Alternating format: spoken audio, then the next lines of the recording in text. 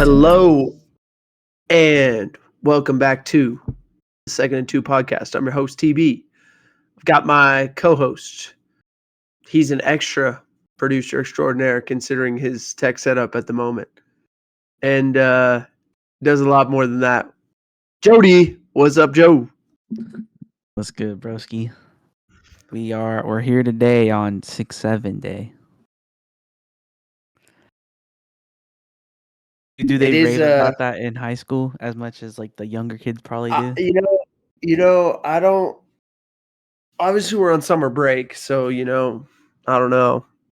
But in terms of the 6-7 jokes being made in the classroom, all the time, even by the high school kids. In high school, yeah. The junior high kids actually love it more. The high school kids are doing more like the sort of they're making fun of it, but they're saying it's so. I don't know. Yeah, it's a weird deal. Yeah, that checks out. I told you we were gonna record a little later today because I was getting a tattoo, and it said to put the date on there, and I was like, "Is today 6-7?" And the dude started laughing. He was like, "Yeah, I think it is." What'd you get, bro? I got another Japanese mask on the back of my hammy, basically. So like the knee, how it's got the little crevice. It's like in that area somewhere. It hurt. The outline was perfectly fine. No complaints. And then we got to shading, and man, it tore me up. How long? It wasn't too long. I think it was only 3 hours. That's not too bad. How many tats do you have now? That's my second. Okay. Because you said it like I don't know. You said it like it wasn't the first time, so that's why I was like, oh, how many you got now? So you got two. I got two. I was trying to get 2 today, actually, before we even decided on recording. And the dude was like, I only drew out 1. And I was like, all right, that's fine. Like, I'm not tripping. Because we were supposed to do it next Thursday. Mm-hmm. But I was like, yo, can you do Sunday? And he was like, yeah. So cool. So you're gonna get another one pretty soon here then? Not until after the wedding. I wanted to have like a big portion of it done before I got out there, so I don't just have 1 on my leg and it's like, well, you got 1, and I got to explain every time. You know what I mean? Yeah. So you're getting you're planning on getting a lot of stuff going. Yeah, there's 5 different masks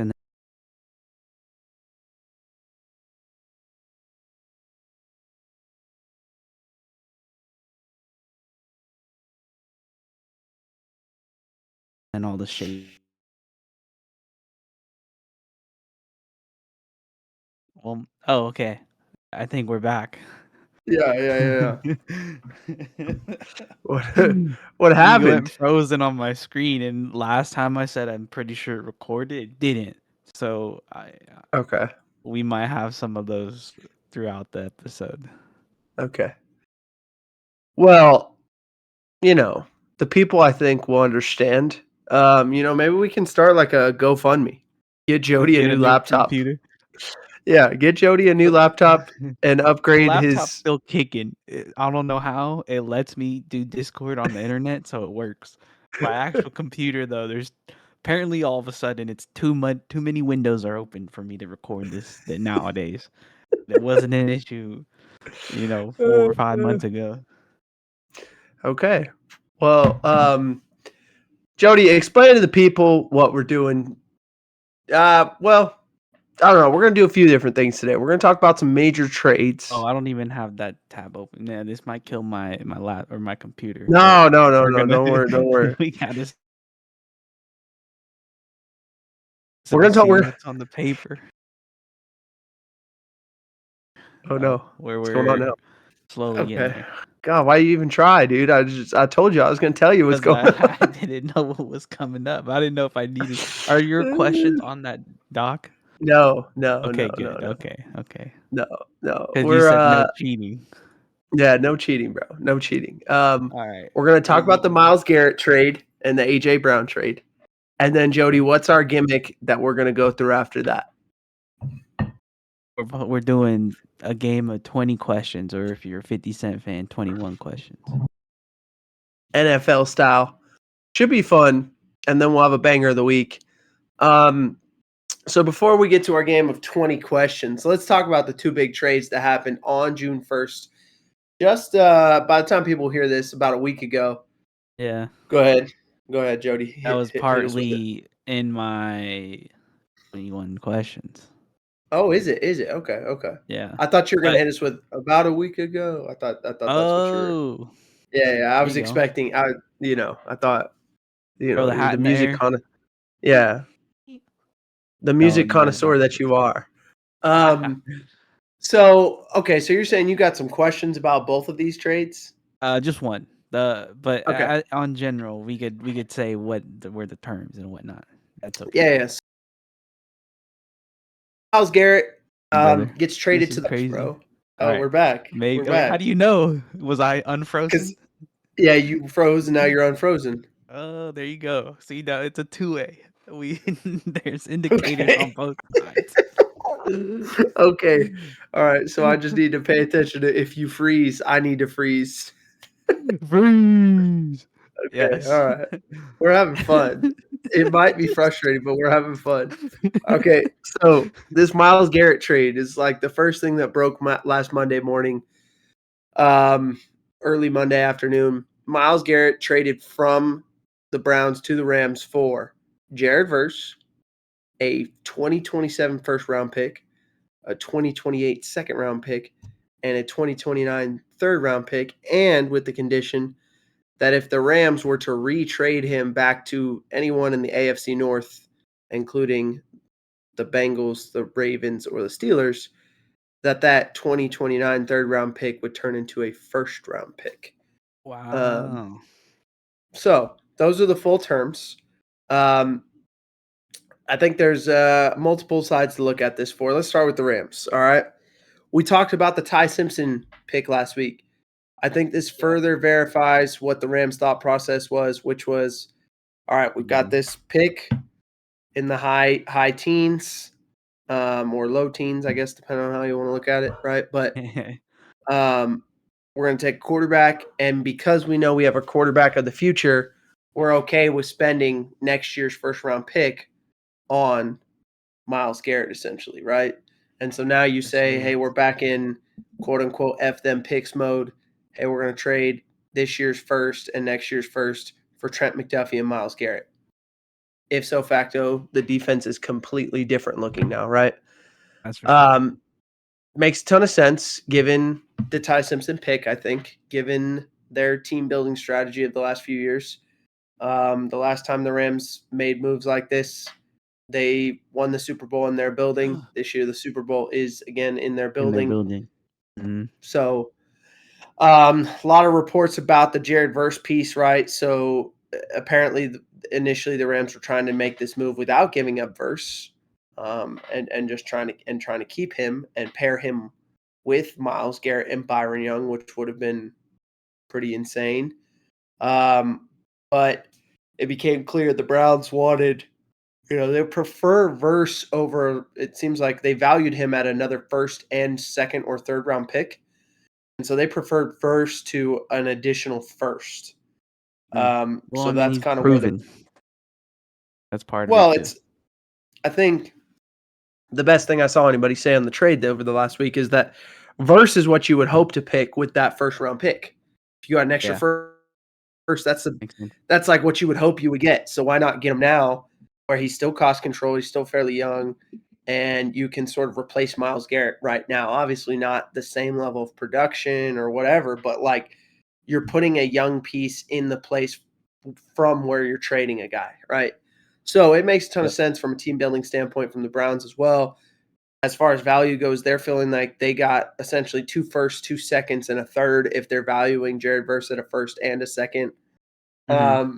And that's what they said they were valuing him at. So, good deal. I think for both sides, I think, on the Brown side of it, makes a ton of sense from a team building standpoint. The writing on that deal this week, it sounds like Andrew Berry, the Browns GM, was talking to the Oklahoma City Thunder GM Sam Presti in the midst of the deal, and they compared it to the Paul George for Oh, Shea and multiple picks deal. yeah. So the NFL version of that, and maybe it could be for the Browns, getting a really good young player before they really truly hit their prime, If hoping that's that the they case, hit though, another level.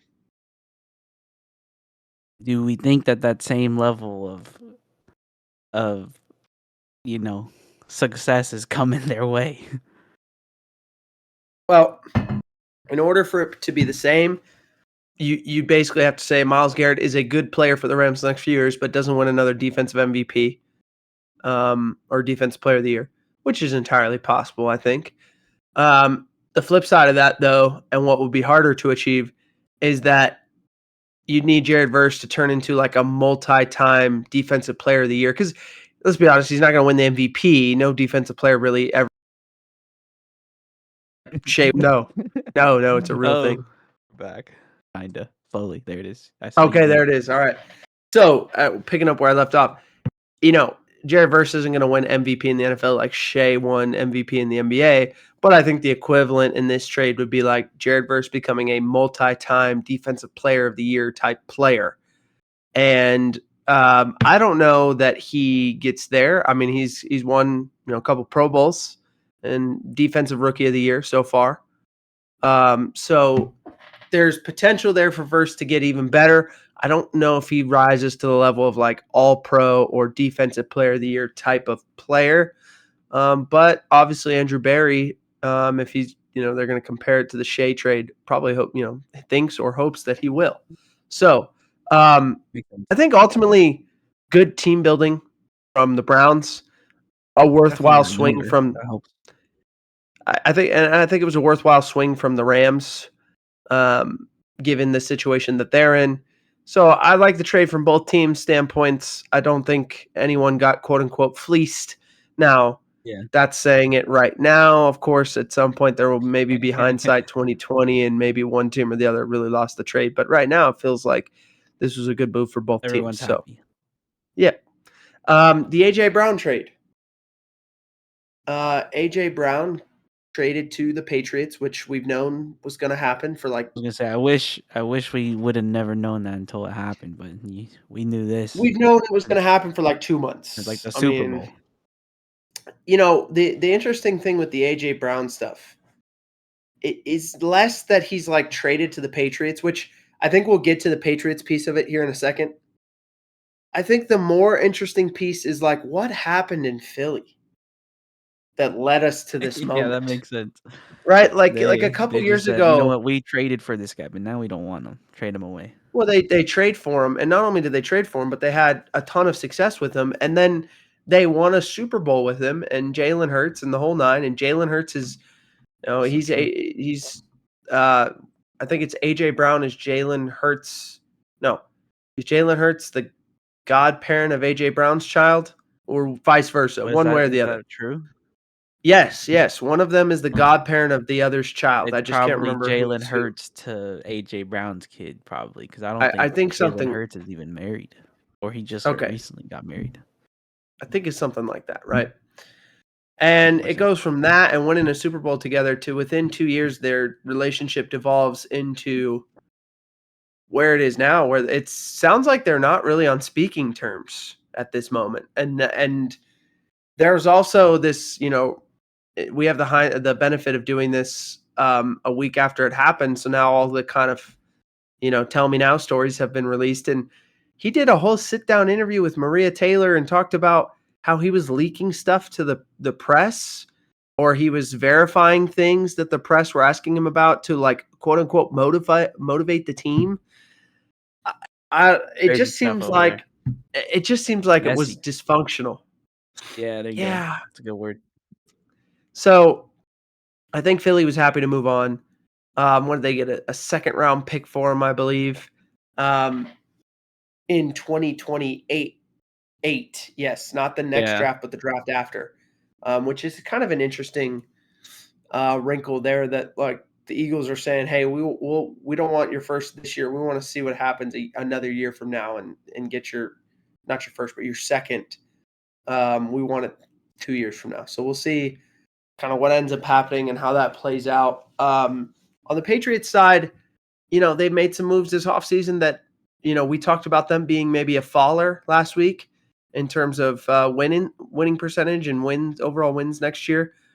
They've done some positive things team building wise to help Drake May. I still don't think their offensive line is as good as you want it to be, but now they have some bona fide pass catchers with AJ Brown and Romeo Doubs. They got Romeo Doubs? Yeah, from the Packers. They traded for him earlier in the offseason. So now they have a legit 1-2 as far as pass catchers go, which is, I think, significantly better than what they were rolling into most games with last year with Stephon Diggs and Kayshon Boutte. And by the way, Kayshon Boutte's still there and is kind of their third best receiver now. So I think that's a good 1 through 3. They still have Mac Hollins too? Or I believe so. Yeah, there you go. They got a little squad put together. Yeah. I think it legitimately gives Drake May more winners on the outside, guys who can actually win, go get jump balls, just got to things make like sure that. You don't get sacked. I was going to say, I think they still have to work on what they got up front, but at least they got them some weapons on the outside. So, all right. So those were the two big trades that happened in the NFL. It's time to play a game of NFL 20 questions. Jodye, would you like to ask a question first or answer a question first? Whichever you would prefer. I don't care. My first question, I'll tell you that. So it's a matter, do you want to answer that question or not? Go ahead. I'll give you the floor. There we go. All right. First question on the docket we have. Will J.J. McCarthy take over for Kyler Murray at some point in the season? Well, I mean, that presumes that Kyler Murray takes the job from JJ, right? JJ is the incumbent. Kyler's the guy that they brought in. Yeah. My guess is, given the history of both of these quarterbacks, we will see them both this year. And the history, I mean, they've both been fairly inconsistent. JJ McCarthy, obviously a smaller sample size than Kyler, but in their starts, both guys been fairly inconsistent. And B, they've both been known to be hurt. They're even in Kyler's better years, he's been banged up. JJ's been banged up his first 2 years in the league. So I think it's very likely, even if one of them is playing really well, that we'll still see the other at some point because of with both guys. Yeah, caught it. We're good. We're back though. Oh, that was a quick one. Yeah, it was a quick one. So all I'm saying is it's likely that we see both guys at some point this season. And I honestly think in Kevin O'Connell's system, both guys could perform and play well. Yeah. What do you think? I mean, they got Justin Jefferson. You can't throw it up to that guy and do good. I don't know. There's something wrong. You know what I mean? Yeah. That's for starters. But, I mean, who knows in terms of Kyler Murray, new team after however many years. Like, how dedicated is he to football? You know what I mean? Maybe this was a wake-up call. Maybe it's good for him. We don't know. Or you could go the other way and say he was dying in Arizona, and it's thank God he's finally with a real team and a real infrastructure and a real coach in Minnesota. Many distractions in Arizona, aka Scottsdale, and now he's somewhere else in the middle of no man's land. No, I don't think anyone's ever been like, you know what? It's a distraction for pro athletes. Scottsdale, Arizona. I did not know that was like. You don't think that's like, it's like being in Vegas. Like being in Houston. Yeah, there's a lot of distractions, a lot of these places. Okay. You know what I mean? Okay. I mean, for him, you never know, man. My guy was locked in on Call of Duty. Maybe he had the wrong. he could be just as uncommitted in Minnesota as he was in Arizona. A lot of guys got a lot of distractions in much of video games. Yeah. All right. So my first question for you is, what do you think is more likely? And by the way, we should preface, and we did a bad job of this we're at back. the start. We should preface, and we did a poor job at the start of this in saying we do not know each other's questions, so we're off the dome on all these. That's why we said no cheating at the beginning. Yeah, that But is true. Jodye, my first question for you is, what's more likely? The 49ers go to the Super Bowl or they miss the playoffs? They missed the playoffs. Ooh, yeah, okay. Make the case. Because so typically we see the stat that they either make no playoffs or they get to the NFC Championship. Yep. Being that same vein, I would say they could get to the NFC Championship. But I don't think they win, regardless of who they play. They still have a lot of people coming back from injury, which is always tough to see. You never know how that plays out. You have the fact that Christian McCaffrey played well last season. We might not see that happen this next season. He's been on a 1 year on, 1 year off type of deal. You have wild receiving room over there. Brandon Ayuk. Who knows what he's doing these days? They Yeah. lost our guy Juwan Jennings. Uh-huh. And that was like their top performer last season. That fool was hurt quite often, but still played. So like their offense is shredded. Our guy Kittle is still coming back. Who knows if he'll play this season? You know what I mean, like it's all bad over there. I think it's more likely they don't make the playoffs. I would tend to agree with you. I think it's more likely they miss the playoffs than it is that they win the Super Bowl. But I do think it's an interesting question because I think this is one of the higher ceiling, lower floor teams in the NFC. If all their guys stay healthy, you have a crop of veterans that include Mike Evans, Christian McCaffrey, Trent Williams, George Kittle on offense. That's pretty good, right? But every guy I just named is either going to start the year out of out because of an Yeah, injury, or it's highly likely to miss time due to to get hurt. injury. And that's Yeah, without even talking about the quarterback Brock Purdy, who's also kind of in a similar boat, or their next best receiver Ricky Pearsall, who's also in kind of a similar boat. Like these guys just get hurt a lot, right? They deal with injuries very every true. year. Now, the case for them though is that they dealt with all those injuries Oh, last year and still made it we to are. the There divisional we are. round. There we are. We're back. Maybe. We're back. Yeah. Okay, so they still made it to the divisional round last year with those injuries, right? They had And Solid. and so that's the case. He's gone. That now that's the next part of this, right? Defensive staff changes. They didn't have Fred Warner for much of the year last year. He'll be back, but they go from Robert Saleh to Raheem Morris. Raheem Morris is different stylistically than the style of defense that Saleh is going to run, and so I am curious to see. I respect Raheem Morris a lot, but I am curious to see how his style and personality matches with the style and personality of what the 49ers have on defense as well. So I think due to the injuries, the age, the defensive staff changes, I agree with you. More likely they miss the playoffs. All right, my next question for you. Will A.J. Brown finish with better stats than he had in Philly last season? Stats in Oh, question. 78 receptions, 1,003 receiving yards. That's an average of 12.9. Long of 45, and he had 7 touchdowns. I would be willing to guess he ends up with like 90 catches for 1,200 yards and 10 touchdowns. Because the New England offense is just going to feed him. And Drake May is yet to play with like that kind of go-to receiver that you'd like to see him play with. So I won't be surprised if like he ends up with really good stats this year. I think he's a little bit older, probably a little bit more likely to be hurt in some things, but I do think there's just enough of a runway left in his prime that we're going to see him have a better year this year than he had last year in Philly. Yes, I agree 100%. You're seeing a guy who's fully motivated. He got what he wanted, right? He tried to get out of Philly. It was clear he wanted to get out of Philly. It was very He clear got he out wanted of to there. go to New England, right? So now he's going to got to back it up with his play, and I think he will. Yeah, I mean, I think that and just having his guy, Rabel back at the top. Everyone's hating on our guy, Iriani. I couldn't think of his name. I was gonna say Turani, which is a dude from Barstool, and I knew that was wrong.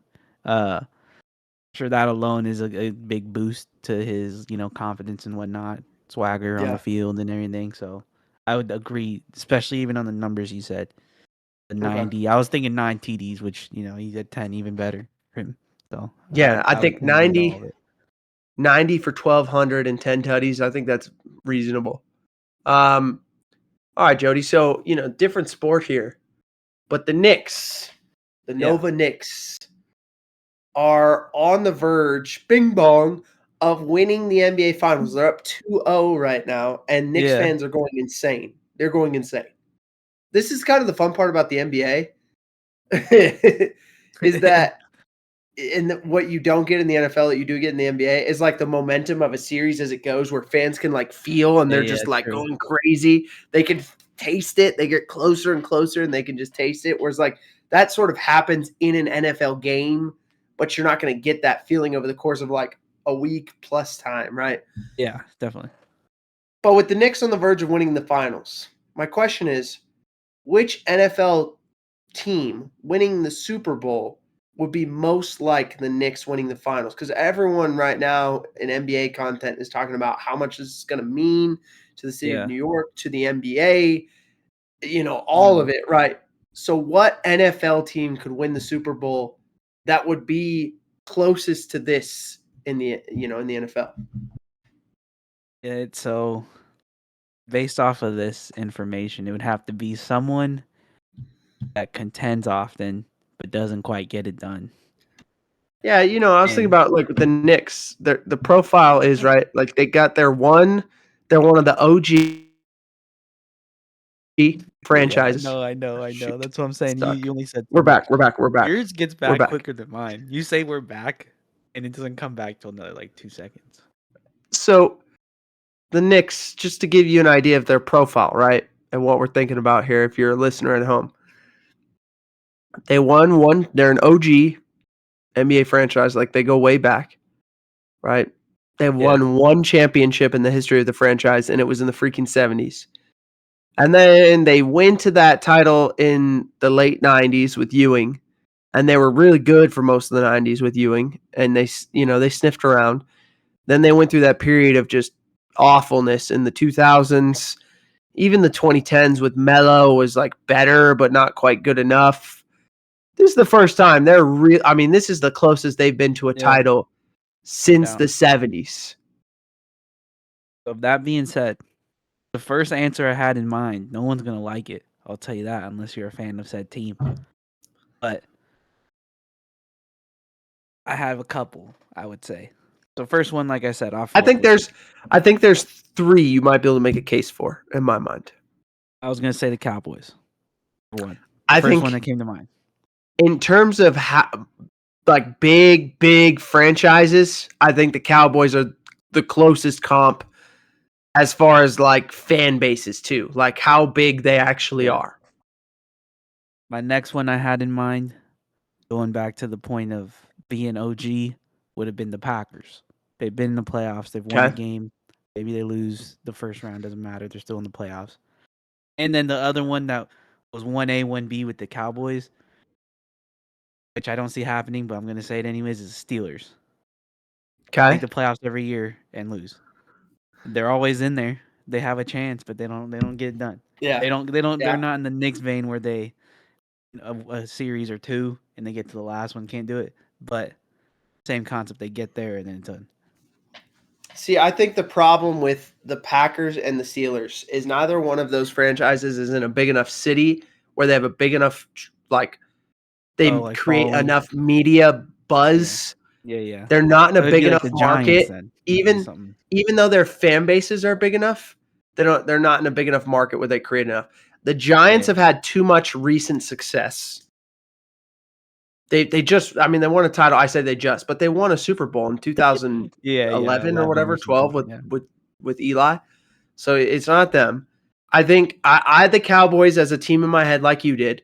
I did think, man, they had way more success and sort of had a bit of a dynasty in the 90s, right? With those guys. So I almost think they had too much success in the 90s.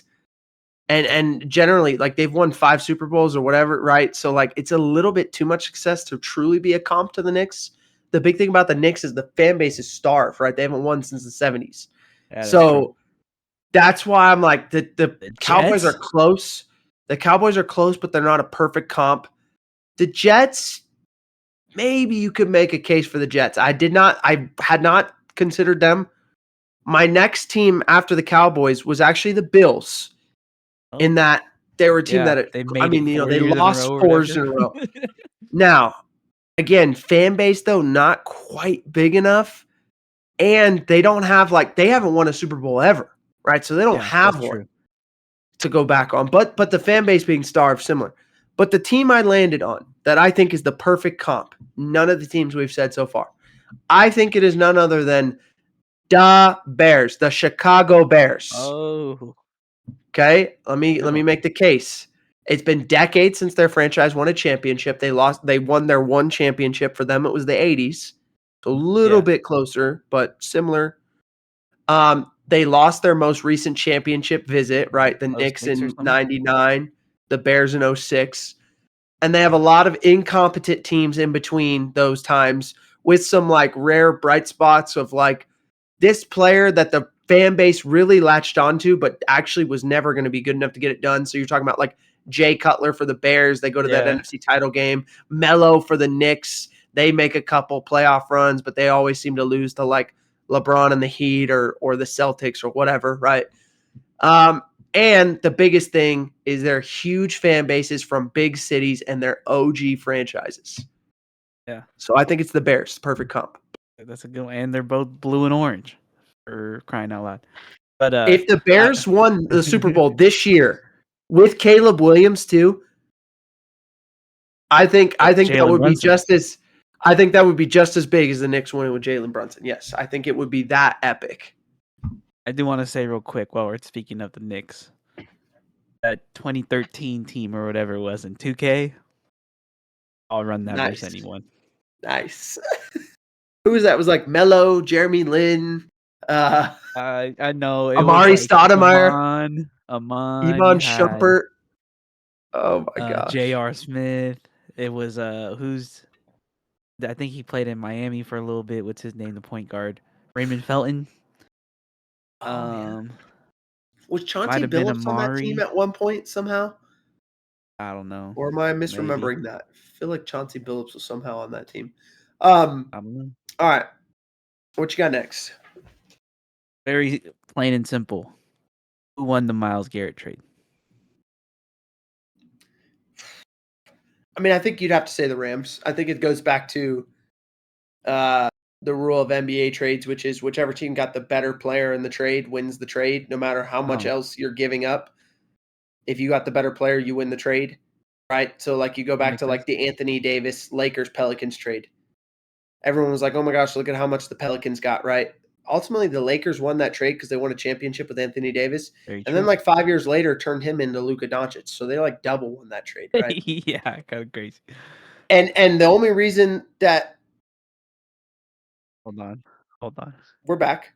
The only reason you would say the Thunder won the Paul George trade is ultimately Shea turned out to be a better player than Paul George. So they won the Thunder won the trade because they got the better player in the trade. We just didn't know it at the time, right? Yeah.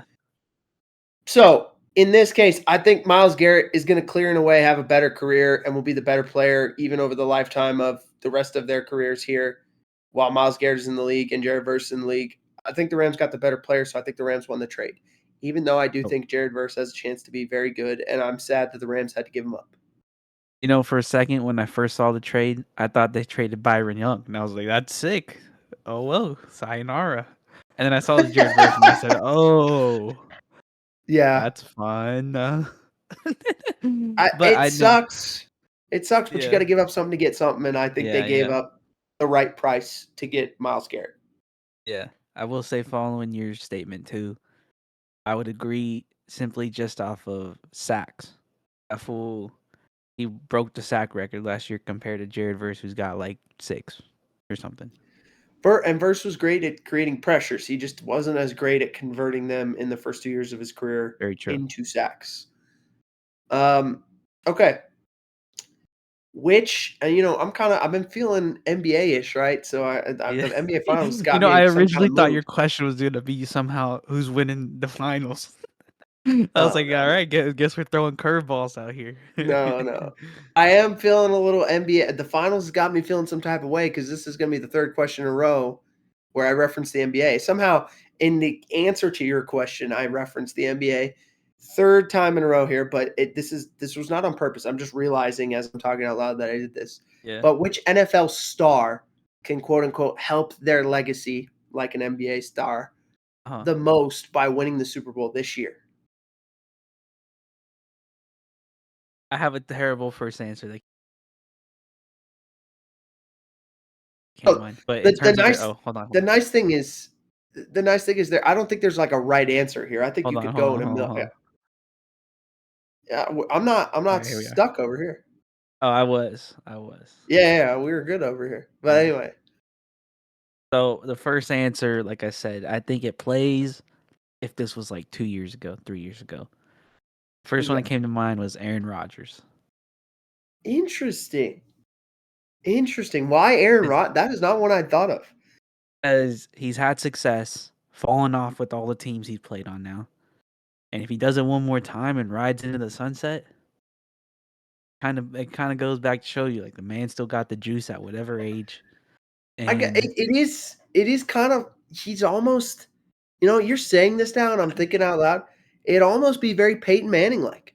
Like Manning won the yeah, one Super exactly. Bowl early, had multiple MVPs, and you were kind of like he's set in stone, but he got to kind of ride off into the sunset on one more Super Bowl. And it's like, Yeah. man, 2-time Super Bowl champion, multi-time But and now MVP. he's Like, more known for being on the Broncos than he was I on don't the know about Colts or that, whatever. but Maybe he's more loved by the Broncos then. I don't know, but I had not considered the Rodgers thing just because he has won a Super Bowl. He's won all these MVPs. What has he won? Like 4 of them. But if he got one more with one other team, I could see there's a decent case there. I'd not thought of that one. My first.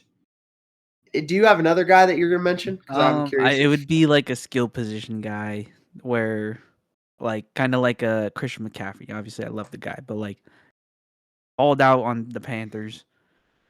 Didn't get to much with the Panthers. Now he's here in San Fran. Mhm. They made it 2 or 3 years or 2 out of 3 years, whatever that was. The Super Bowl Yeah. couldn't get done, but now it's like he's got it. Hmm. Stamp on the chest, See, got it done. I was mostly thinking quarterbacks. I almost was like, hey, recency bias, Myles Garrett with the Rams. Wouldn't that be great for him? But I Yeah. don't. I mean, setting the sack record, it's kind of like, and the NFL is not quite like the NBA in this sense that like I don't think our expectation is if you're a great player, you have to win a title because we just understand in the NBA, in the NFL, there's 11 guys on offense and Yeah, defense. So compared to there's just so 5. many contributing factors. There's so much that has to go right. Versus like in the NBA, it's kind of like in some ways, One dude yes, makes so a much huge has to go. difference. Yeah, he does, right? So we're just kind of expecting if you're that good, you'll find a way. Whereas in the NFL, it just doesn't work that way. However, the one position where it often is treated that way still is quarterback. That's So true. my thought process really gravitated to the quarterbacks. So I kind of had 3 guys in mind. I ultimately settled on one. The I two got guys 2. who I the two always guys who I assumed you were gonna didn't say. choose were Lamar and Josh Allen. Those were the 2 Okay, that like I had Lamar and Joe Burrow would be the ones I would assume. at least Joe's made it to one though, right? Yeah, that's true. But okay, but that plays back into what you're saying. At least what I said about Aaron Rodgers. Made it, had some ups and downs, and now we get back. See, but the thing with like Lamar and Josh Allen, they both won MVPs, but they don't have the Super Bowl Yeah, title to go that's with it, fair. right? So the legacy is kind of like, eh. Whereas at least like Burrow doesn't have the MVP, but he's been to a Super Bowl, right? So there's just something about That that alone getting could over that be a hump. topic of conversation. Was The he guy still? who I ultimately went with is a guy that I feel like, in my mind, is a step below, at least on the media landscape, below the legacy of like an Aaron Rodgers or even the current legacies of the guys you just named, Joe Burrow, Oh, um, Josh Allen, Lamar Jackson. It's a guy doesn't have an MVP, hasn't had enough playoff success, and is a guy that constantly people are arguing over whether or not he is like this elite top 5 guy, and if Are you're like you a ball speaking? knower, then you're saying it's this guy versus like, you know, the other crowd that's like, dude, he's really not that good. He hasn't done enough like to warrant like the glaze, as you will. And he's just really not that good. And so in terms of legacy, I don't think anyone would shut up like more haters, if you will, by winning a Super Bowl than this guy. And I think that's Justin Herbert. I knew it. I knew it. I knew it. I Mm-hmm. wanted to hit you with a 3-2-1, but I was scared we wasn't gonna do the same person. Yeah. No, I think it's Justin Herbert. I think if Justin Herbert wins a Super Bowl this year, he would help his legacy more than any other player. But I will say, Dak. knowing he's right at the end of his career, you're right. Rodgers, that would be a fun I just think Rodgers is a Hall of Famer, right? No matter what at this point. Yeah. Justin Herbert is not, I mean, like if he wins a Super Bowl this year and then has like 5 more years of the similar production, you might start saying Hall of Fame. But he's not anywhere in that stratosphere right now versus like if he wins a Super Bowl, he might be. I think Dak plays too. As much as I'm saying the Cowboys in these, I think that plays. I could see it. I could see it. Dak's been in Town would some love him. MVP conversations. I mean, he's had a decent career so far. You're right. That's another guy that if he could win a Super Bowl, especially for Dallas, Yeah, it would be a exactly. big That's what deal. I'm saying. They would go It'd be a crazy big for deal. And if we're being honest, I just talked about the Bears and how that would mean Caleb Williams. And it's early, it's real young. But Yeah. if he wins a Super Bowl for the Chicago Bears as their quarterback, and it's like he's the reason, that would be Even the that would be a 4,000 yards they went big, crazy big, for in a year. big Like deal. that's never been done for them. I still think it's Justin Herbert overall, but I do think there are cases you can make for a lot of other players. Yeah. What do you have next? Next up. You know what? I'm gonna skip that one. I had 11, I think, that I wrote overall for these top ones. I'm gonna skip that one. I don't want to talk about the Cowboys anymore too much. This one is, will Kenneth Walker have a better season than Isaiah Pacheco had as a Chief? I didn't realize I wrote that. I thought that was last year. So I only have his last year numbers. He had 118 rushing attempts, 462 yards, and a touchdown with 19 catches. I mean, they paid enough money that he better have a better season than Pacheco just had. I do think Kenneth Walker is a supremely more talented running back than Isaiah Pacheco. Yes, I would expect and anticipate Kenneth Walker has a significantly better season. All right, his best season there. We'll go with this. 205 attempts, 935 yards, and 7 touchdowns, 44 catches. Yeah, I think Kenneth Walker goes over 1,000 this year. I would agree too, just because early on they're not gonna have. Well, I would assume they're not gonna have Mahomes, which Seems leads like them to they're going to have to have run the ball. Mahomes. Seems like they're Week going to have him one, right I away. think they have him week Dude, one. he's out there. He's out there fully participating in OTAs right now. Is he moving like that? I feel like he's Yes, just there yes. doing it. I don't know if he's No, moving. dude, I saw a video, bro. People are like, "Oh, this dude's playing week 1." Like, it's insane. It's wild, super You wild. never I think know. he might play week 1. I'm serious. Oh, But also, quick even if he aside, does, they're still going to lean on the run game more. The point probably yeah. still stands. Quick note. Earlier on your question, I think it was the one with the Knicks reference. My answer, just off what you initially said, I was gonna say the Chiefs. Kind of like down year to, you know what I mean, straight into the doing something crazy. But I don't know. I don't know why that happened, but that's what happened in my head. Okay, my next question is who passes and rushes. So you got to combine the passing yards and the rushing yards for Taysom more Hill. total yards in 2026. Caleb Williams or Jaden Daniels? Year 3 for both of them. I think. Look, I don't know what Jaden Daniels hurt last year, but we didn't really see him from like any of the games. We saw him like 5 Mhm. games, 6 games or something. Mhm. So that scares me for even picking him. Just off of that alone, I was gonna say Caleb Williams just because Uh-huh. he had better longevity, Yep. and I feel like he knows how to get to the ground, which we haven't seen from Jaden Daniels. Maybe he learned something in his last 8 months, but I would lean towards Caleb Williams on this. I think Caleb Williams is the consensus pick, and I ultimately landed there as well. But I really, really asked this question because I wanted to pick Jaden Daniels. And I ultimately landed on like Caleb Williams, but it's closer than people expect.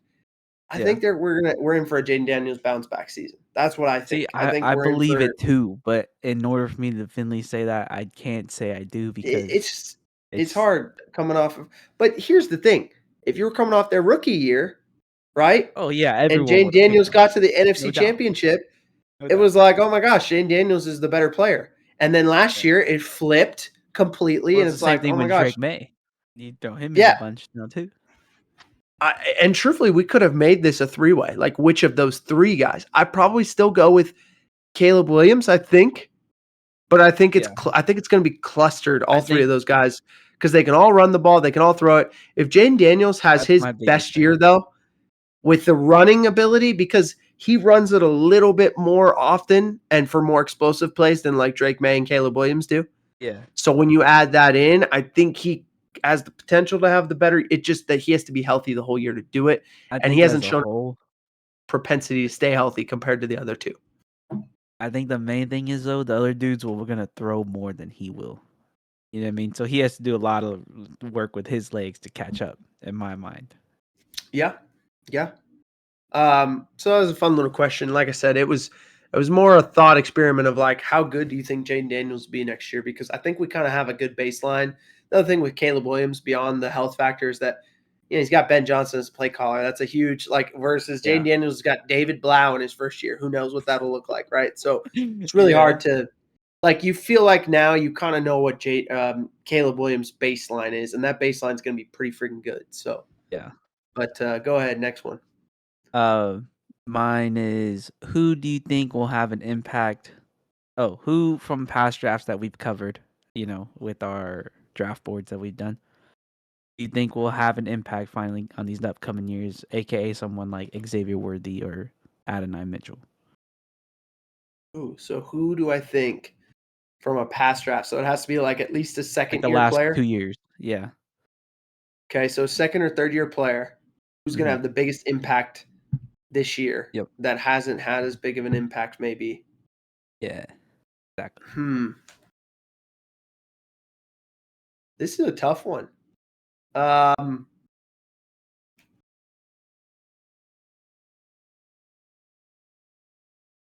I could give you my two if you need more time to think. Yeah. Stall for me. Let me think about this a little Yeah. bit. So of course I mentioned Xavier Worthy, Adonai Mitchell.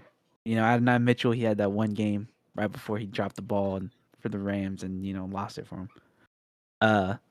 I came up with Keon Coleman because he's had little spurts but hasn't been able to do it consistently. You know what I mean?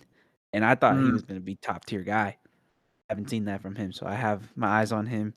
Another guy I had in mind is Chop Robinson. He's only had like Ooh. 20 something tackles in the past 2 years and only like 10 sacks, something like that, 8 sacks. So I think he could be coming into there soon. Hopefully. I'm going to give you a guy who I think could have a greater impact, or I'm hoping for his sake. Just got traded from the Raiders to the Saints. 2023 top 10 pick out of Texas Tech, Tyree Wilson. I think maybe he ends up having a greater impact on the Saints and doing some more things with them than what he was able to do in Vegas. I think he's going to be my pick. I'm with you. I like Keon Coleman as another guy who could really outperform what he did the last few years. I think having promoted the OC there to be the head coach helps Keon Coleman a lot, honestly. Yeah. So I like that one as well. Beyond those, maybe Zach Charbonnet going to step up and be, the number one back. It looks like in Seattle. I know they drafted another running back, but I think Charbonnet's kind of earned the trust to be like the featured guy now. So that might be another guy. That sounds good to me. Which coach will be the first one fired in 2026? And And when are they getting fired? Well, oh man. So is Glennon still the coach for the Cardinals? Who's the coach for the Cardinals? Who's this guy? Mike LaFleur got that job. Oh, it's brand new. He's brand new. It's Never brand mind. new. Yeah. Disregard. Would you like me to give you some hot seat names? Yeah, why not? I wanted to think of teams on my own, but that'll make this easier. I'll give you some coaching hot seats, right? Well, I'm So gonna continue to think while you type. number 1, Nick Sirianni in Philly. He's not. They had success. That's just Philly being mad that he's not the fun guy. I agree. Next question. Todd Bowles in Tampa. Ooh, not a bad one. Zach Taylor with Cincinnati. That's the Bengals. That's a good one. Mm-hmm. I like that one more. Dave Canales with the Panthers. He just made the playoffs, but it's kind of so-so. And it's only year 3, right? Like, yes. Aaron Glenn with the Jets. It's only year 2, but year 1 was so bad. yeah, they thought he would be gone last year. I'm gonna lie. Let's see what other ones. Nick Sirianni with the Colts. Kevin O'Connell with the Vikings. Dan Quinn with Who's the guy from the Colts? Shane Steichen. Okay. He said Nick Sirianni. I was like, hold up. Yeah, Shane Steichen. I was thinking Steichen came from Sirianni's staff, so that's probably what I was thinking. Gotcha. Dan Quinn with Commanders, maybe. Kevin O'Connell with the Vikings, right? I think that's pretty much that. Those are the big ones, I would say. I was gonna say I think the top runners are Bucks, Bengals, and the 1 second to last you just said. Not the Vikings, but the one before. I think my final answer though will be the Bengals. Like, I don't know, maybe it's their GM that needs to do better or what, but their money spending alone is terrible. They gotta either get rid of some dudes, get some pieces to trade for, to draft for. And it goes back to just injuries. You know what I mean? He can't perform if the dudes are hurt all the time, and it's kind of probably his fault. They can't get no one in to protect Joe Burrow and whoever else. So I would go with him, Zach Taylor. I think that's a good pick, because if it does go south, I do think it's likely he gets fired. However, I'm kind of on the train of like, I think the Bengals are going to be better this year. So I don't think it's going to go south enough for him to get fired, at least not early in the year, not first coach fired. Yeah. The team that I think is they ended the season miserably last year. And I just they think they have quarterback solved. And I'm just not a believer that they actually do have quarterback solved between Daniel Jones coming off the Achilles and Anthony Richardson coming off the orbital bone stuff, whatever. Yeah.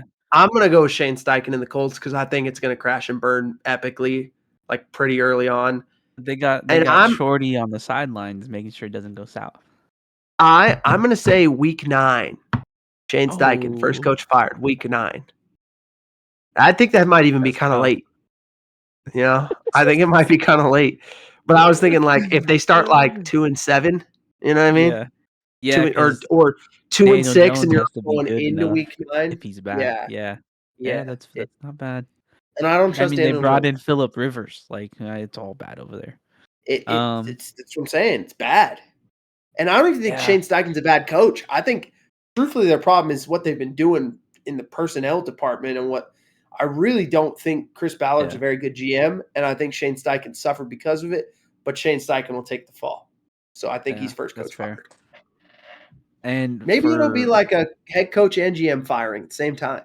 You know, clean house. For when Zach Taylor gets fired, it's gonna be within the last 3 weeks. Well, you're saying 14, no one gets 15. fired. No one gets fired mid-season, huh? Everyone's making it to week 14. That seems too drastic. Like, you got to write it out. No, dude. Someone always gets fired mid-season. Come on, like dude. Texas A&M where they're like, we'll just buy you out Dayball right now. got fired like week 6 last year. Brian Dayball. I don't know what to tell you, man. I got faith in the NFL. They're not letting It's nobody anywhere. honestly probably insane that neither one of us took Aaron Glenn. That's probably the actual pick. But Well, being that it's only year 2, like the dude's got to get another chance. sometimes you know, Doesn't bro. mean, Sometimes you know, but and I think we know.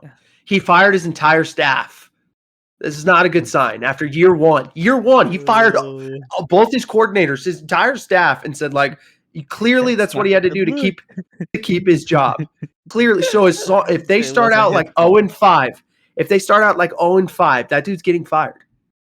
Like I don't. I'm actually talking myself out of Shane Steichen and into Aaron Glenn Into right now, Aaron live Glenn? on the air.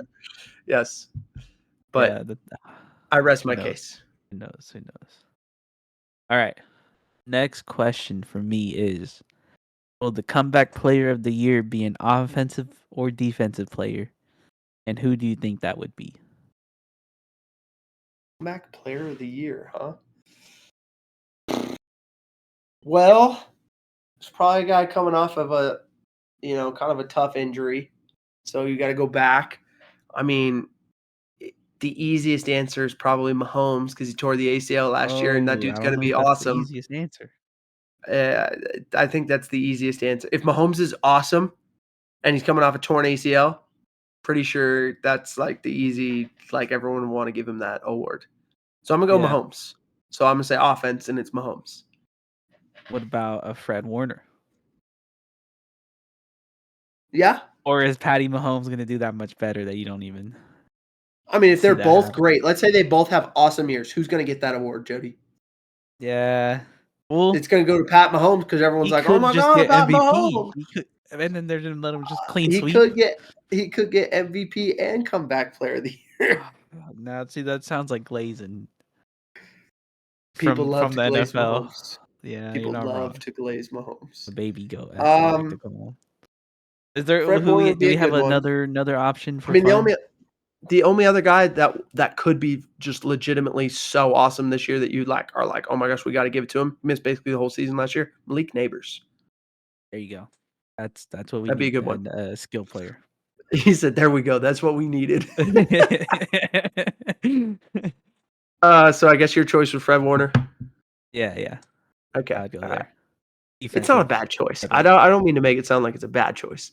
All right. So I got a real crazy thought experiment, something that would never happen in real life, but I was just kind of thinking, right? And I was like, man, I feel like the Packers are the Texans of the NFC, and the Texans are the Packers of the AFC, and like their head coaches Okay. are the inverse of each other. Yeah. Right, like D'Amico Ryans is to defense what LaFleur is the offense. LaFleur is to offense, and yet neither one of them are very good in-game managers of, Yeah. like, the rest of the stuff and the other side of the ball and the time and the clock and things like that. So I was just Yeah. like, man, what's a fun, like, Texans-Packers conversation we could have? And ultimately, I landed on this. If you swapped their quarterback and top pass rusher, Okay. which team would be more likely to win? So the Texans trade Jordan CJ Love Stroud and and Will Anderson yeah, that's to the crazy. Packers for Jordan Love and Micah Parsons. So now all of a Oh, sudden, I didn't even think it would be him. imagine the Packers have CJ Stroud Jay and Will Stroud and Will Anderson, Anderson. and the Texans have Jordan Love and Micah Parsons. Which team is more well equipped to go now win it all at that point? I want to say it's got to be the not the Packers. Sorry, it would be the Texans. See, this is the beauty of this question. You could argue either way, and I'll argue the other one just to argue the other Yeah, side for you. So make your case. because I feel like just in terms of recent years, CJ Stroud had a great first year. We haven't seen him do much really since. I think Jordan Love has shown more consistency. Okay. You know, being that he's made it to the playoffs the past 2-3 years, whatever it's been, and Micah Parsons gets to go back to Texas. You know what I mean? That's got to have some juice on there. Mhm. And I don't know if it's CJ Stroud. Well, I guess he played in Ohio, so that's not really a fair point. But was gonna say I don't know how well he will do with the weather. You know what I mean? He's struggled without weather. We've seen Okay. that. Okay. So I just feel like the Texans would improve more so than the Packers would. All right. So you're saying you like the Texans? Yeah, with Jordan Love and Michael Parsons. Okay. I'm gonna make the case for the Packers here. Hey, Will Anderson, younger, a little more juice to him, and he's not coming off a torn ACL like Michael Parsons. B, the CJ Stroud Jordan Love combo has been very close, and one guy has a sick play calling, play designing head coach, and the other guy has gone through like multiple offensive coordinators who all clearly suck. And it's been a comparable conversation. So I'd argue that you drop CJ Stroud in with LaFleur, and he's going to look just as good, if not better, than Jordan Love. And then I would say Will Anderson, again, younger, little more juice, not coming off a torn ACL, not going to miss the start of the season. The Packers might be better positioned to win if you did that trade. Because weapons-wise for both quarterbacks, I think it's similar. I actually think the Packers maybe have a little bit more weapons, a little bit more offensive infrastructure. Obviously, a better play caller. So I'm gonna you know what, the Packers. Now my real answer, truthfully, was initially the Texans, because we talked this out. I think it's actually the Packers. You talked yourself out of your own answer. I told you I could Oh, go I either way on didn't this thing. battle for the Texans good enough. That's what it came down to. I wasn't a good You did it. arguer. I You did did it. it. You're You did right. it, dude. You did it. It's a fun like those two teams. Are they not like Yeah, mirror images of each other? I don't they know. It's kind of kind of a are. fun Yeah. deal. I don't know. Go ahead. This goes back to if you would have asked us after CJ Stroud's first year, I think Yeah. buying away the Packers. Yeah. Alrighty. Let's see. Next question. We have how many teams from last year's playoff run will return? Or if it's easier, how many won't make it to the playoffs? Well, data says that every year half the playoff field is different. So if we have 14 playoff teams, then the data says 7 of those teams will be back and 7 will be new. Yeah. So, like for instance, there's always going to be an injury we can't predict, right? So, like Yeah. last year, that was the Chiefs. Their injuries, like you would have True. never thought, well, the Chiefs will miss the playoffs, right? So, that was one last year. That was crazy. So, I would say you're going to have 3 teams that are the same in the NFC and 4 teams that are the same in the AFC. And that would be kind of my guess. So 7 of the same teams, 7 new. So like the 7 same in the NFC, I would say Rams, Seahawks.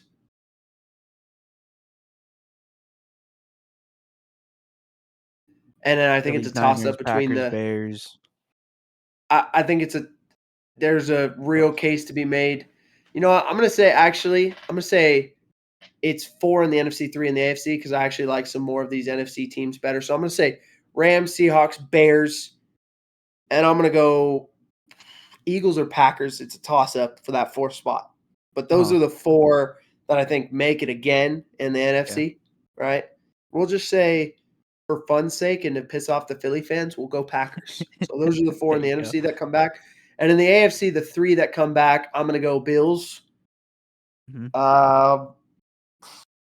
I'm going to say Broncos. I'm going to say Chargers. I'm going to say those are the 3 that return, and everyone else in the field is new. So that means teams I'm saying won't make it again in the NFC. I'm saying Philly, Carolina, and the Niners. I'm saying they all don't come back. And in the AFC, I'm saying the Patriots, Spicy. Jags, the Jaguars, Texans, the Steelers. Texans. Oof. And who else am I missing? Steelers. And the Steelers. I'm saying those 4 don't come back. There you go. Yeah. It's a June 7th prediction for you. I would say just differently. I'd pick either the Niners or one of the NFC West teams to not make it. Niners or Seahawks. Panthers not making it. On the other side, I think those other 5 are probably set in stone, to be honest. Unless we see like something with like the Commanders where they go crazy and we get stumped somewhere, right? On the other side, Steelers I don't think make it, and the Chargers I don't see making it. And low key, Broncos. I don't know how bad Dude, Bo Nix is down. you kind of go up and down on the Chargers year to year because some years you've picked them to go literally undefeated, and now you're back on like, nah, they ain't making the playoffs. No, they're It's not. That's insane. not gonna happen. Yeah, no. Okay, They okay. got the new OC. I think actually it's gonna do good for him, but we don't need to speak about that right now. Okay. All right. Here's a question for you. Would you rather, and this is more of a team building thought exercise, would you rather have a Hall of Fame quarterback or a Hall of Fame head coach? Quarterback or head coach, Hall of Fame. I mean, me as a fan or me as a player. You as an owner. How about that? Me as an owner. You're an It's owner gotta of a be. It's team, gotta and you get to be. start your team, and they're like, "Hey, you can have a You get Hall the of Fame head quarterback. coach or a Hall of Fame or quarterback." The quarterback. It's simple. Because if he's the Hall of Fame, now that if we're not talking Aaron Rodgers right now, right? Where he comes in at the age of 40 plus. No, no, no, no. You're talking Okay, like okay. you're getting them at the beginning of their career, and you're going to have them for Yeah, their yeah, yeah. entire Hall of Fame career. Give me the quarterback. Because I would assume there's gonna be more success coming in with him being at the helm. It's like would I rather have Patty Mahomes or like I don't know, probably Mike Tomlin or something. I don't know who's a See, I Hall of think that Fame. the exercise is about, do you want to raise the ceiling or the floor? Yeah, The Hall of Fame quarterback raises the ceiling. yeah, that's how The I Hall see of it. Fame head coach raises the floor. So, like, having Tomlin for the Steelers meant they were never going to have a losing record. But for all the years that they didn't have a legit quarterback like Ben Yeah, Roethlisberger, without Big it just Ben, meant they yeah. were going to go 9-8 and lose in the first round of the playoffs. Which, Well, 8-8 until recent times. which as an owner, not a bad gig, by the way. That's not a bad time. You're making a lot of money Yeah, that way. you're putting people in seats, but I think if you have the But talent, you get more people in seats, and also probably more juice from the town, possibly a Super Bowl, and more money in your pockets. and the flip side is if you have that like Hall of Fame level quarterback, that's kind of the tide that raises all boats, right? Like, Yeah, they're also gonna in want some ways, attract more talent. It's like having it. Honestly, what it came down to in my head, would I rather have Tom Brady or Belichick? We saw what Tom mhm. Brady did without him. I mean, Well, my thing is that I almost think that quarterbacks have a greater chance for longevity than head coaches do in oh, one definitely. place. Because like as a quarterback, you just keep doing your job, producing and putting up points, Yeah, doing your thing. You're just that's going to keep fair. coming back and keep playing. Whereas like as a head coach, you have to like reinvent yourself and the team culture every Yeah, single year. And those guys either A, get burnt out, or B, get ran out of town, yeah, right? Because it gets old, it gets stale, yeah. or they get That's the burnt out from Harbaugh having effect. to reinventing it. That's what I'm saying. There's no like even the Hall of Fame head coaches don't really This is last in one bona place fide for. quarterback. That's what I'm saying. Like think about like Brady. It's just pretty rare for the head coach to outlast the quarterback in most Yeah, cases in terms of I the agree. longevity of their career in one place. So I actually think the quarterback is the right answer there. Even though you Yeah, you, you could make a legitimate case either way, but I think the quarterback's the right answer. I think that's the definitive one. All right, my next question. Now, this is one I don't have an answer to unless I do research in these next moments. But for you, what team that has a new offensive coordinator? Oh, I do have an answer. Sorry, offensive coordinator, or defensive coordinator that will come out hot, and who will have struggles? One of the two. You don't have to do both if you don't want So to. new coordinator that will be awesome, and new coordinator that will Or not do buns. well. Yeah. Well, hmm,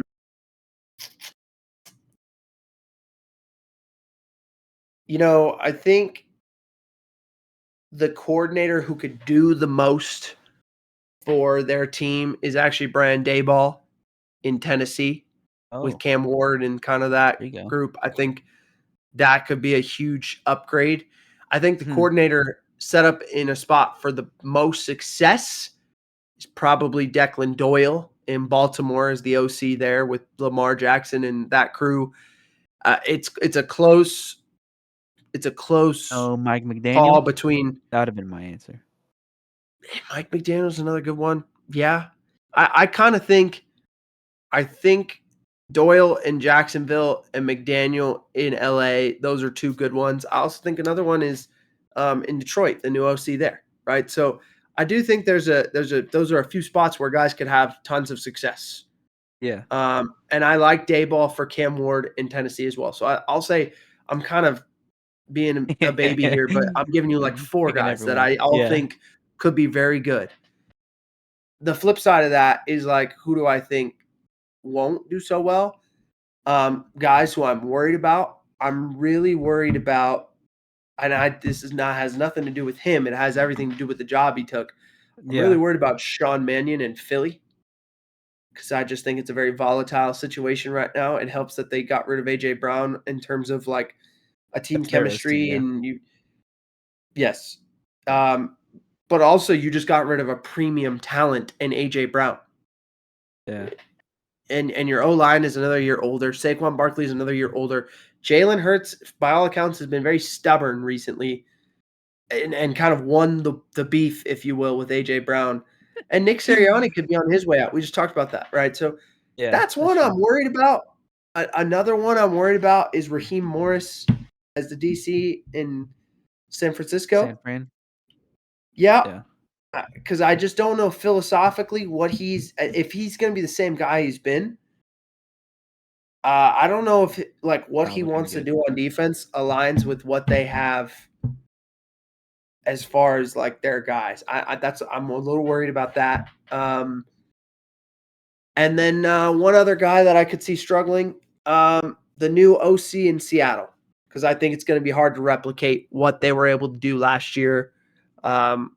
With their OC moving on to Vegas. So there you go. There's some coordinators that I think could be set up for great success and some guys who could have some struggles.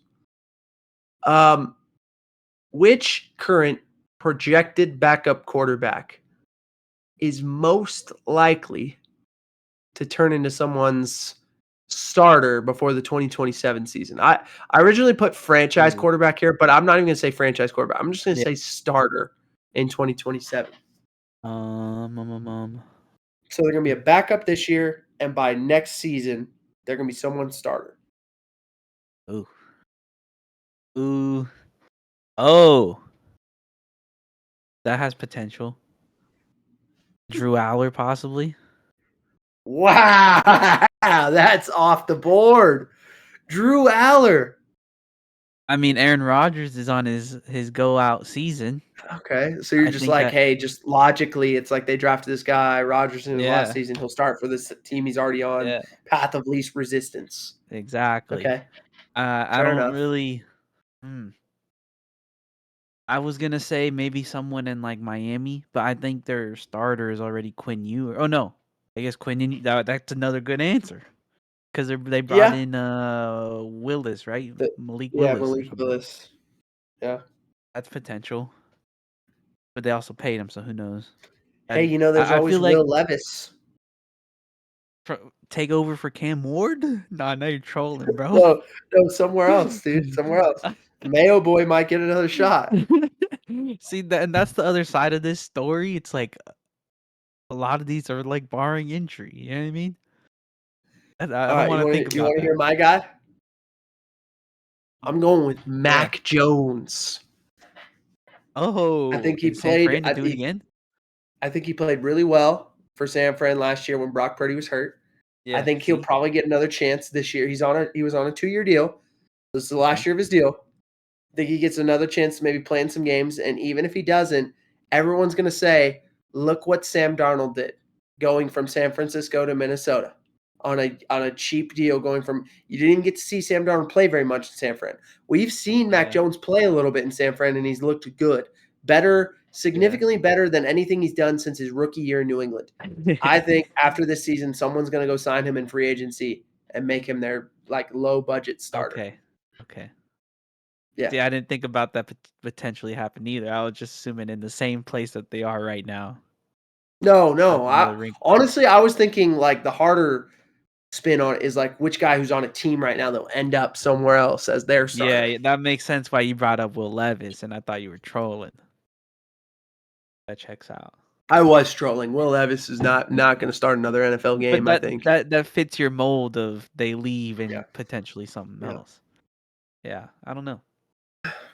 I think it would just have to be some big dude getting hurt, and I don't want to think about that. The guy who I still think could be someone's franchise guy might be Anthony Richardson. We'll see if he gets traded. Okay, real quick. Is he actually that yoked, or is that just people making him? He's yoked. That's real. He's yoked, bro. I think I don't know if the pictures that you're referring to are real, but I think he's yoked. Okay. Yeah, I don't know. Potentially not talking about the same thing. Okay, so we've gone through 16 questions. We got 4 more to get to 20 here. What's your next one? My next one is, will we see a formation from Sean McVay where it's strictly tight ends as his options on the to throw to? This side, this dude says, will we see 05 personnel? Forget 13. Will we get 05 this year? Oh, dang, I did math wrong then. I was only thinking 4. So you could get 14 personnel. Do I think Sean McVay will run a 14 personnel set this year? It's possible. They drafted Max Clare. They got Terrence Ferguson. They got Colby Parkinson. They got Tyler Higbee. They got Davis Allen. I mean, they've got like 5 dudes on the roster who can all competently play the position. It's possible. I put nothing past Sean McVay in terms of offensive innovation. So that would require you pulling Puka Nacua and Devontae Adams off the field, which I think feels not a likely scenario very often, but maybe once in a blue moon near the red zone, something like that. Yeah, sure. Sure, 14 personnel. Let's do it. Maybe 05. Put all 5 of the tight ends out there, dude. Play with no running back. Go empty. Let's go. I don't know.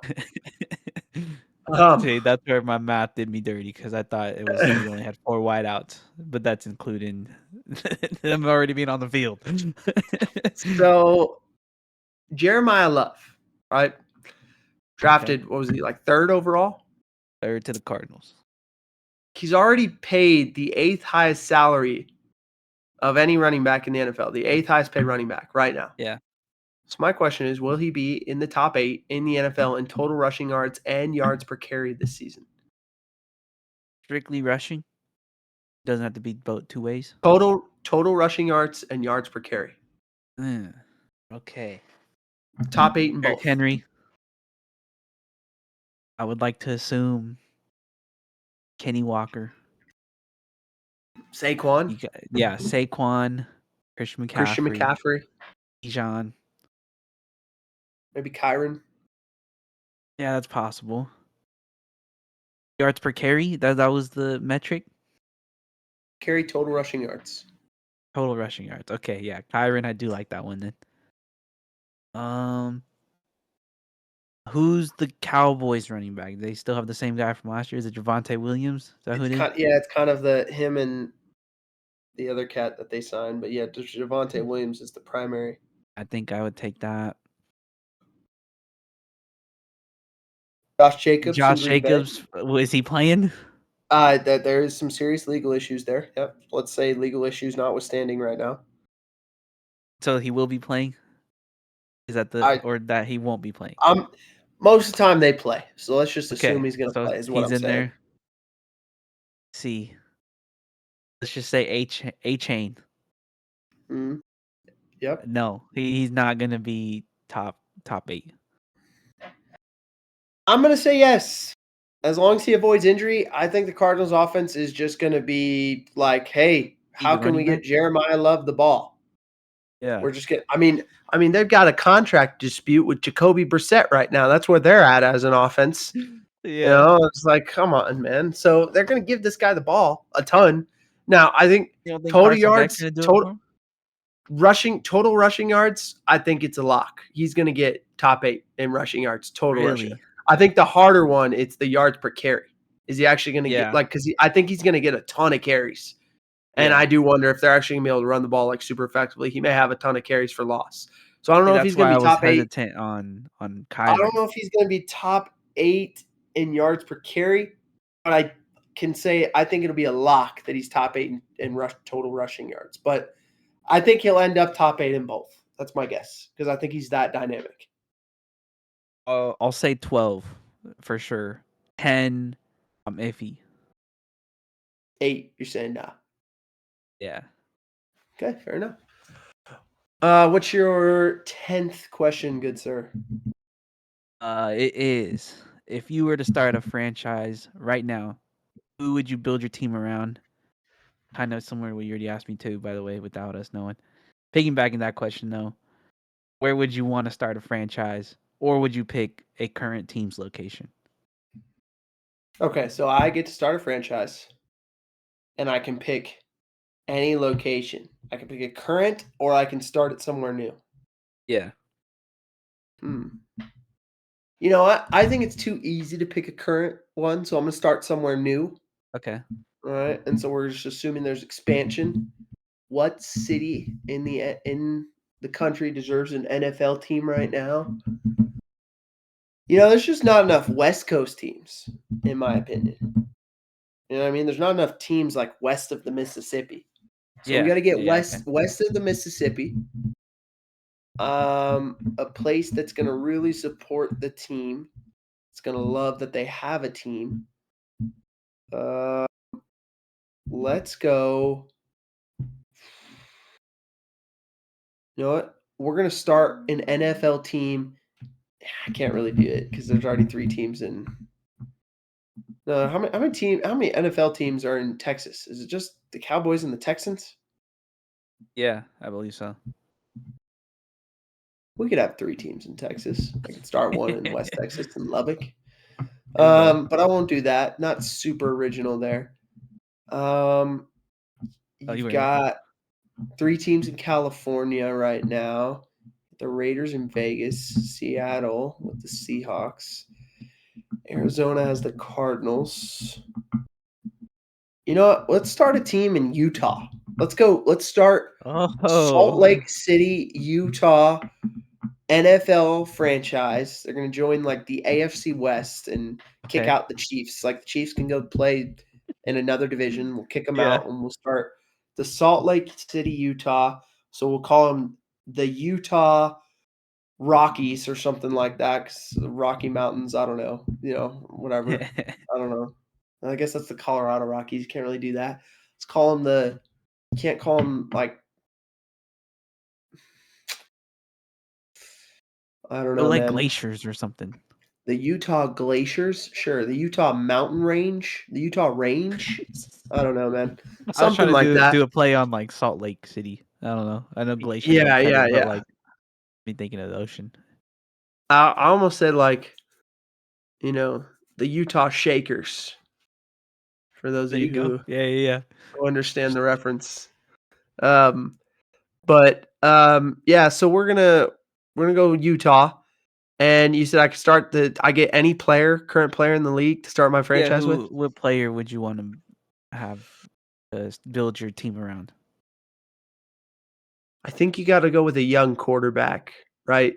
And I think, like, it's easy to go like, Mahomes, Allen, Lamar, but I think if you're just starting your Burrow. franchise, you're not gonna be, like, good enough right away to really capitalize on those guys, and those guys are Yeah, probably they're not young anymore, right? They're it's getting in true. their 30s. So, I'm gonna go kinda younger. And I think the guy who I wanna start my franchise with might be Drake May. And he's perfect for Okay. Utah, dude. Salt Lake City, Utah for Drake May, perfect. They'll embrace him. They'll love it.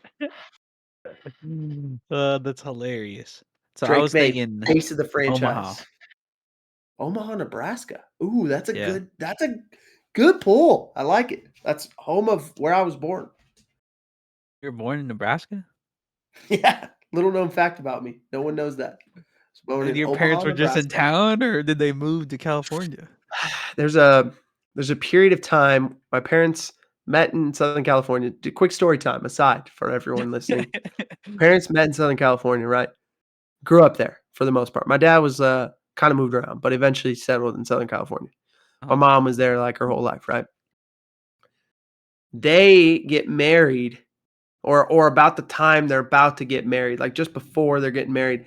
They actually lived in Missouri for a little bit, in Nebraska for a little bit, and it was like a year and a half or something like that, and they called it like the worst time of their life, actually. And then I got born in Omaha, Nebraska, and like they had just been married like prior to that, like, you know, they hadn't even been married a year or whatever. I mean, it was bang bang. So there you go. Omaha, Nebraska. And then they moved back to California, yes. Okay. And they just said, hey, I was like, and then my dad went to go work for like his dad selling spas or something. You know, he's like trying to like get a real job, make some more money, you know, because like married to my mom, having me, that whole thing. And they just hated it. It was so miserable that they're just like, no, we can't do it. And they moved back. So Gotcha. yeah. All right. Well, for who I would build it around, it's got to be Joey B. But if we're not doing that, probably honestly, like we talked Joe about Burr, earlier, huh? Justin Herbert.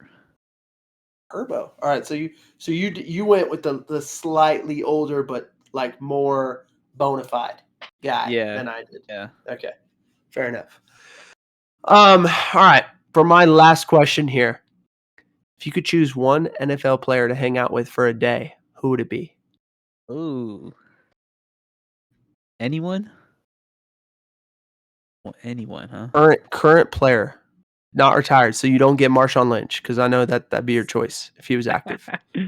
I know that'd be your choice. I'd probably go. Hey, I'd probably go hang by out the with way, Unc. To be honest. shout out Marshawn Lynch, his performance in Euphoria season 3. Excellent. Way to go, brother.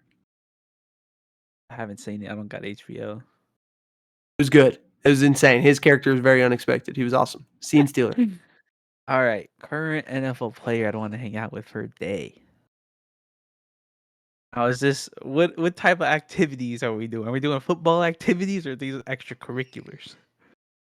No, you're just hanging out with bro. It's the off season. You get to just go to his crib, and whatever he's doing, you're doing. You're just like, whatever, bro. We're just hanging out. We're chilling for the day. Yeah. I would probably take Stephon Diggs. Of all your answers today, that is the craziest one. Of all your answers, that is by far the least expected. Why? I gotta know. The extracurriculars, bro. That's the I'm gonna have my day where I do some reckless stuff because they're gonna be doing reckless stuff, bro. Jodye said, "I want the lifestyle for a day, baby. Take me to the clubs. I want all of it. I want it all." I'm gonna be immersed in the life of having money and doing whatever I want. But like, I think truly, if like I was hanging out and doing like football stuff, I would probably pick Christian McCaffrey. I would love to see how that fool trains. Like we've seen glimpses of it, but like, yeah, to see it in person would be kind of crazy. I don't even know if I'm gonna recover from that. My choice would be Cooper Kupp. I have a ton of respect for him, for how he sees. Called your shot on that one. Yeah, for how he sees the game, for how he goes about his business, for how he is as like a family man. Like, I just have a ton of respect for him. I root for him. The one positive of the Seattle Seahawks winning the Super Bowl this year was that Kupp got another one. So good for Coop. I do root for him. I will always love him as a Rams fan. I do kind of hope that the Rams eventually maybe repair their relationship with him, because it does seem like a little messed up right now, which I don't necessarily blame him because he was a franchise cornerstone and they did eventually cut ties with him. But yeah, I would choose Cooper Kupp. Now, you did say that this was a game of 20 questions, but it was 50 cents, 21. Do you have an 11th question to get us to 21? I have plenty of questions. Okay, all right. Give me I could just question say 11. them and you could pick your favorite. I could pick a one I actually want to hear the answer to. You tell me. You know what? Let's go through the menu. You give me Okay. all the questions, and I will pick the 21st question off that All right. menu. There we go. How many viral moments will we get from the Manning cast? I created the over-under of 3.5. I have. Okay. Will the Bears moving to Indiana cause a halt in people becoming fans of them? We have. Who will be the person with quote unquote annoying commercial, like the guy that's always on the commercial break? Oh, that's a good one. We have. Will Russell Wilson be what will he be like as a first year commentator? Like annoying or like a is he the over explanator like as we Dude, see or like he's gonna be a revelation like Romo in his first year. yeah But over that's time, get more annoying as Romo has. But continue. okay. Will Aaron Donald come out of retirement? If we are putting Hope our so. conspiracy hat on, who do you think will win the Super Bowl based off the color of the logo? My You have gosh. a touchdown celebration in mind that you think will take over. Will Caleb Williams get hurt this season? I don't know why I wrote that, but that's on there. Dude, why? Oh, Madden cover. The Madden curse. Oh, there you go. That's why. That's You why. seen it. You seen it. Okay. Yeah. Yeah. Yeah. How many weeks I was will literally about to pass? say you were cursing him, and then I was like, no, you didn't. The Madden curse did. Yeah, that's where my head was when I wrote it. How many weeks will pass before the announcers stop talking about Travis Kelce's marriage? Hmm. That's your menu. I think my favorite question is who's going to be the annoying commercial guy this year? Yeah. And I got to think about this for a second, because we've had Baker Mayfield's done it a couple times, and shout out It's to him. been him, He's Patty getting that bread. Mahomes. So He's got the so State get it. Farm on lock. Yeah, you've got Mahomes, you've Who was got the other Baker. there was another dude that was doing Hulu just like he was. Was it like Saquon or something? I don't remember who. I think Saquon was doing Hulu for a bit. Yeah. Jalen Hurts was too, right? For a I minute. don't know. Who's gonna be the annoying? I mean, the guy who hit it the most big, that is like the biggest guy to capitalize off of right now, is Drake May.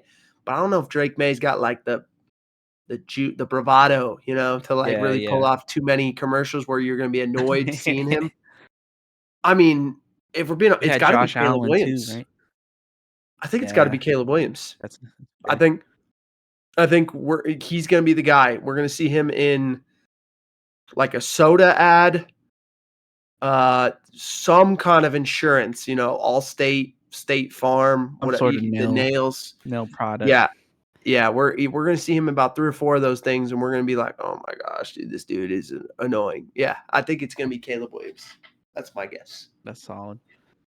I think it's got to be like a young dude with NIL money. Like we see the first blend of NIL into the pros, and they got to do something, and they just Oh, you're going with a stunk. college fella. You going Arch I Manning don't here? even. I don't even know. I don't know. No, I don't even know who it would be. I feel like it's got to be either someone like Arch in a way where they're their senior year, or a dude that just got into the NFL and they're still By like the way, some leak have you dude. seen the have you seen the videos of Peyton's son now? Oh yeah, Oh, there's a new yeah. sheriff in town, baby. What's his name? New It's sheriff it's in town. something. I don't know what. I think it starts with B. Brett. Ba- I don't know. Baton? Nah. Um, Peyton with a B. Marshall Manning? It might Oh, be it might be Marshall Marshall. Manning. Yeah, Yeah, that something like sounds right. that. Yeah. New sheriff, Marshall. You know what I'm Yeah. saying?